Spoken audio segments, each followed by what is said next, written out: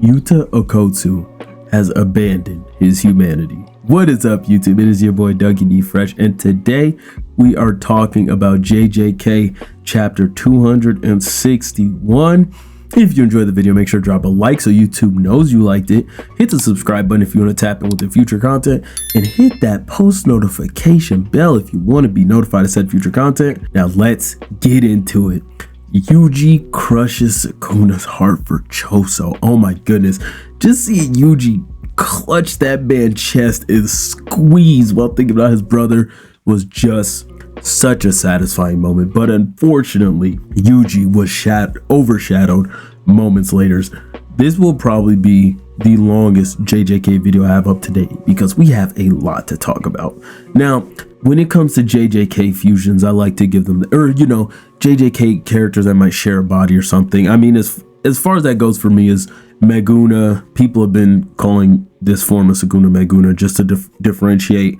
I guess you could call the other form Yukuna or whatever, but this right here is Gota. I'm calling this form Gota. It is Gojo and Yuta combined. In a sense, it is Yuta using Kenjaku's curse technique to take over Gojo's body. Now, last chapter, I'm just gonna mention it. I didn't say it in the video, but the thought did cross my mind. Damn, maybe Yuta took over Gojo's body, but I was like, no, that sounds too crazy. Maybe it's a trick by Yuta. That is what I did say last chapter. So maybe it's a trick because I knew Yuta had to come back. I've been saying this. I'd be like, where's Yuta? Where's Yuta? We will get into that more, but I'm like, where's Yuta? And this man shows up in the body of Gojo. What the fuck is going on?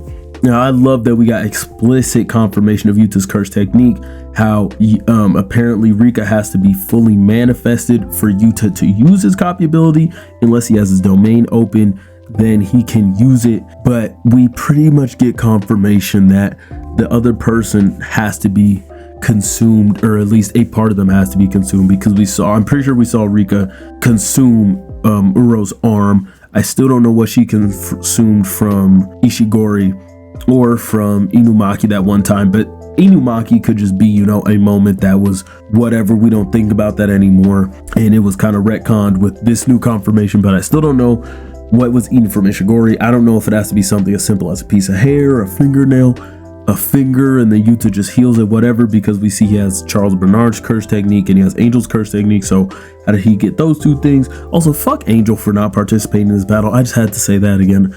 Fuck Angel. I mean, you've been running some good help. Thanks for giving Yuta your curse technique, but fuck you. You should be here. Everybody's here. Even Kusakabe was here. But man, this was a crazy gambit because it was either Yuta died immediately, Yuta dies slowly, or he stays in Gojo's body. Now, it's still between he dies slowly or stays in Gojo's body. I wouldn't mind him staying in Gojo's body. I don't think it would be too crazy, but I could also see Yuta dying, whether that's at the hands of Sukuna or because of the whole transfer and the curse technique situation. But man, this just solidified even more why Yuta had to go up against Kenjaku, and I'm sure they realized that very early on because, yeah, I'm getting ahead of myself. But we have Gojo and Yuta talking, and Gojo, Yuta puts the team on his back. He pretty much says, this all rests on me. We have to do what we have to do. Fuck this bullshit y'all talking about. Fuck this humanity shit. We need to abandon our humanity if we're gonna beat the strongest sorcerer in history. And Yuta definitely realized that when the plan did not go well against Sukuna. They had everything planned out. Megumi just was not ready to rock. But man, Yuta gave it his all and it didn't work, so like, fuck it. Now I gotta do my plan B. This man even asked Gojo, do you mind if I use your body? And Gojo pretty much said, I'm not gonna lose, so it don't matter, go ahead. But it just reminded me of the moment when Sukuna was talking to the girl that took over Megumi's sister's body. I cannot remember her name right now. Oh my gosh, that's gonna bother Yorozu. Sukuna told Yorozu, it does not matter what you do with the corpse, I'm already dead. And I think Gojo kind of has that same mentality, but he also never thought he would lose. So then we have them discussing the whole, is Yuta Fujiwara, is he Sugawara, which maybe he's both. At least from when somebody explained in a video I'd seen, the whole Sugawara thing was them saying that, oh, Uro just hates that clan, so she just deems men or people that she hates to be Sugawara or something. So I kind of want to watch a video about that, see, or read a Twitter thread seeing what somebody has to say about that, because I really don't know anything about Sugawara. But I love how we have those moments in JJK where it's like a character says something and then another character's response is like, well, I don't really know if it's true or not. Like, sometimes I like that things aren't so clearly defined, but it definitely does get annoying. It has its time and place, and this is one of those times where I enjoyed Gege's use of it. And man, it just feels so good to be right sometimes. Gojo killed the higher-ups, and I'm not sure if anybody thought otherwise, but Gojo definitely killed those higher-ups, and I already knew that, it's just confirmed now, but it made sense because he told Gakuganji, I think things would be better with you in charge, and then we see all the dead higher-ups. Shout out to Gege for, you know, that little bit of subtle storytelling.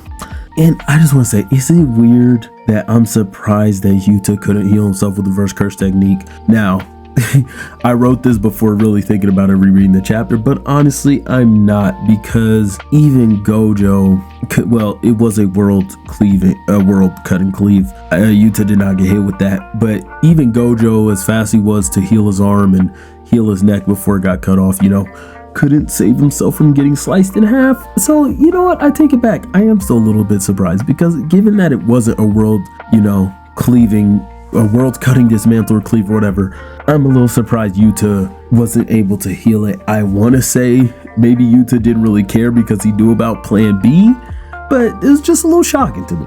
It's just a little shocking to me. Now, what will come from this domain expansion? The peak of Jujutsu sorcery is domain expansion. When Gojo and Sukuna fought, they were spamming domain expansion. They both had to figure out how to deal with the other person's domain, and Yuta was witnessing all of this. Now, initially, I thought Yuta was witnessing all of this to enhance his own technique and his own domain, his own fighting ability, because I said when Yuta was fighting, oh, maybe the way he changed the conditions for the sure hit to only affect Sukuna is because of him watching the Sukuna and Gojo match. But now I see, in hindsight, that this was all for this moment. So let's go over some of my observations about Yuta's observations and reactions during the Gojo and Sukuna battle. Now, Yuta was stressed as fuck, and now we know it's because he knew that he was going to be hopping in Gojo's body and that they were going to have to fight Sukuna. No wonder why this man did not want Gojo to die, because I think part of Yuta did not want to have to go this far, but he was prepared to if he had to. Now, I was wondering if Yuta would be able to use simple domain like Gojo did. I'm sure he probably knows it on his own because of the training they did, but honestly, I don't think it matters. I don't know if simple domain will be a factor in this domain clash, so we shall see. We remember Yuta was shocked about Gojo being able to heal his technique. They then got the explanation of how Gojo did it, so I'm wondering if that will come into play. I'm sure it will. And Sukuna knows how to get around Gojo's domain. So this is why I'm curious to see why Yuta immediately went for domain expansion. What is his plan here and what is going to happen? Because is he going to be able to change the conditions of Gojo's domain like Gojo did? What happens when you take over the body? Is the technique and the skill still ingrained in there?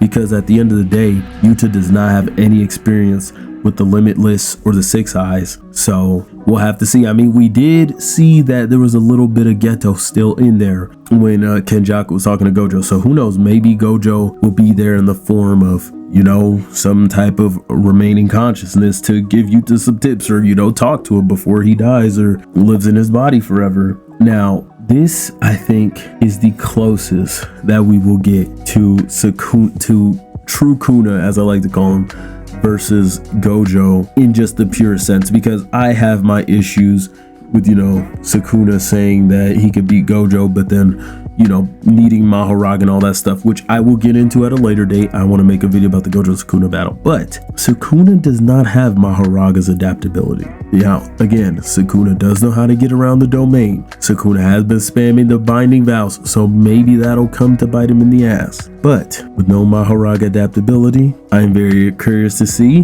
how this is going to go down. Is Sukuna going to get hit with Infinite Void, and what will happen if he does? I'm sure he'll pull out a binding vow. But Yuta was not lying when he said that they cheated over this last month. God damn.